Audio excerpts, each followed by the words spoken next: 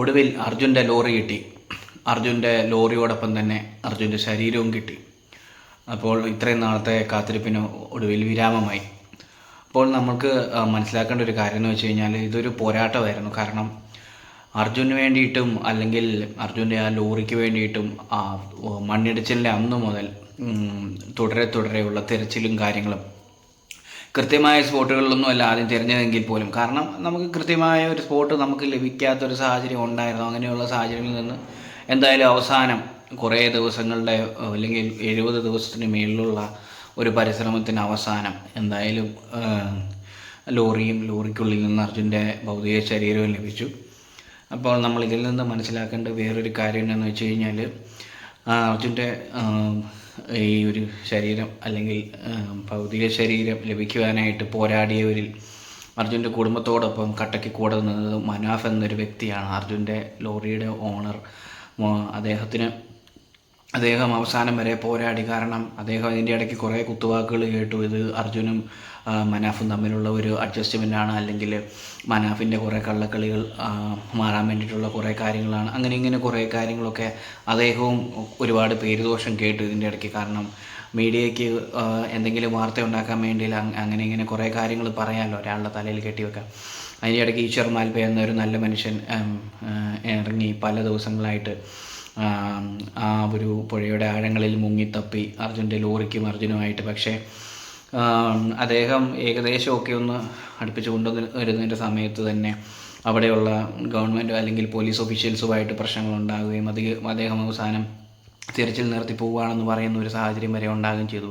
പക്ഷേ എന്നിരുന്നാലും അദ്ദേഹം അവരുടെ കുടുംബത്തിൻ്റെ വാക്ക് കൊടുത്തിരുന്നു അർജുനെയും കൊണ്ടേ വരുള്ളൂ എന്നുള്ളൊരിത്. പക്ഷേ ചില സാഹചര്യങ്ങളിൽ ചില പ്രശ്നങ്ങളും കാര്യങ്ങളും എല്ലാം ഉണ്ടായിരുന്നു. എന്നിരുന്നാൽ പോലും ഇപ്പോൾ അവസാനം ഇതിനെല്ലാം ഒരു പര്യവസാനം എത്തിയിരിക്കുകയാണ്. കാരണം അർജുൻ്റെ കുടുംബത്തിന് ഇപ്പോൾ ഏകദേശം അദ്ദേഹത്തിൻ്റെ ഭൗതിക ശരീരം അവരുടെ മതാചാരപ്രകാരമുള്ള അല്ലെങ്കിൽ ആ ഒരു എല്ലാ കർമ്മങ്ങളും ചെയ്ത് അടക്കാനായിട്ടുള്ളൊരു സാഹചര്യത്തിലേക്ക് ഏകദേശം എത്തുകയാണ്. ഇപ്പം ഇനിയൊരു DNA ടെസ്റ്റും കൂടെ വെച്ചുകൊണ്ടെന്നാണ് പറയുന്നത്. എങ്കിലും ഏകദേശം അർജുൻ്റെ ശരീരം തന്നെയാണെന്നുള്ളൊരു കൺഫർമേഷനാണ് ഇപ്പോഴും നമുക്ക് കിട്ടുന്നത്.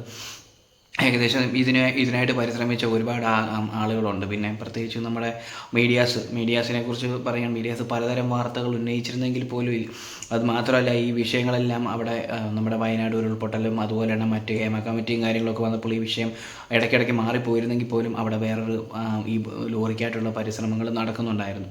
എന്നിരുന്നാൽ പോലും ആദ്യ സമയങ്ങളിൽ ഇതിന് ഇത്രയും വലിയൊരു വാർത്താ പ്രാധാന്യം ലഭിച്ചതോടുകൂടിയാണ് അവസാനം നമുക്ക് ഈ ഒരു എന്ത് വില കൊടുത്തും അവസാനം ലോറി എടുക്കണം അല്ലെങ്കിൽ അർജുനെ നമുക്ക് വീണ്ടും കിട്ടണം എന്നുള്ളൊരു ദൃഢനിശ്ചയത്തിൻ്റെ ഒരു പശ്ചാത്തലത്തിലാണ് ഇപ്പോൾ നടന്നിരിക്കുന്ന ഈ സംഭവങ്ങളെല്ലാം ഉണ്ടായത്. അവസാനം എന്തായാലും അർജുനായിട്ടുള്ള കുടുംബത്തിൻ്റെയും അതുപോലെ തന്നെ മനാഫിൻ്റെയും അതിലുപരി തന്നെ നമ്മൾ കേരളത്തിലുള്ള അല്ലെങ്കിൽ ഇന്ത്യയിലുള്ള പല ആളുകളും അർജുനായിട്ട് വെയിറ്റ് ചെയ്തിരുന്നു. അവസാനം എന്തായാലും അദ്ദേഹത്തിൻ്റെ ശരീരം ലഭിച്ചു. ഇത്രയുമൊക്കെ വേണമെങ്കിൽ ഈ ഒരു ദൗത്യം പകുതി വഴിക്ക് ഇട്ടിട്ട് പോകാമായിരുന്നു. കാരണം നമുക്ക് വേണമെങ്കിൽ അല്ലെങ്കിൽ മണ്ണിനടിയിൽ പോയതാണ് അല്ല ആ ഒരു രീതിയിൽ ഉപേക്ഷിച്ച് പോകാവുന്ന ഒരു കാര്യമായിരുന്നെങ്കിൽ പോലും ഇത്രയധികം സ്ട്രോങ് ആയിട്ട് നിൽക്കാനായിട്ടുള്ളതിൻ്റെ ഒരു കാരണം മീഡിയ മാത്രമല്ല, കേരള ഗവൺമെൻറ് അതുപോലെ കർണാടക ഗവൺമെൻറ് എന്നിവരുടെ ഒരു ദൃഢനിശ്ചയമാണ്. ഇടയ്ക്ക് വെച്ചിട്ടിട്ട് പോകാവുന്ന ഒരു കാര്യം വീണ്ടും അതൊന്ന് ഒന്ന് മൂപ്പിച്ച് നിർത്തി നമുക്ക് എങ്ങനെയും അത് കണ്ടെത്തണമെന്നുള്ളൊരു ഇതുണ്ടായിരുന്നത് കൊണ്ട് മാത്രമാണ് ഇപ്പോൾ ഇവിടം വരെ എത്തിയത്. എന്തായാലും ഈ ദൗത്യത്തിൽ പങ്കെടുത്ത അല്ലെങ്കിൽ ഇതിനു വേണ്ടിയിട്ട് മുന്നിട്ടിറങ്ങിയ ഒരുപാട് ആളുകളുണ്ട്. അവർക്കെല്ലാവർക്കും ഒരുപാട് നന്ദി അർപ്പിക്കേണ്ടതാണ്. കാരണം അത്രയും അധികം കഷ്ടപ്പെട്ടിട്ടുണ്ട് ശരിക്കും പറഞ്ഞു കഴിഞ്ഞാൽ. എന്തായാലും അർജുൻ്റെ ലോറിയും അതുപോലെ തന്നെ അർജുൻ്റെ ഭൗതിക ശരീരം ലഭിച്ചു. നമുക്ക് ഒരു ദുഃഖത്തിൽ അല്ലെങ്കിൽ ആ കുടുംബത്തോടൊപ്പം നമുക്ക് പങ്കെടുക്കാം. എന്നാലും നമ്മൾ മറക്കാൻ പാടില്ലാത്ത ആളാണ് മനാഫ്.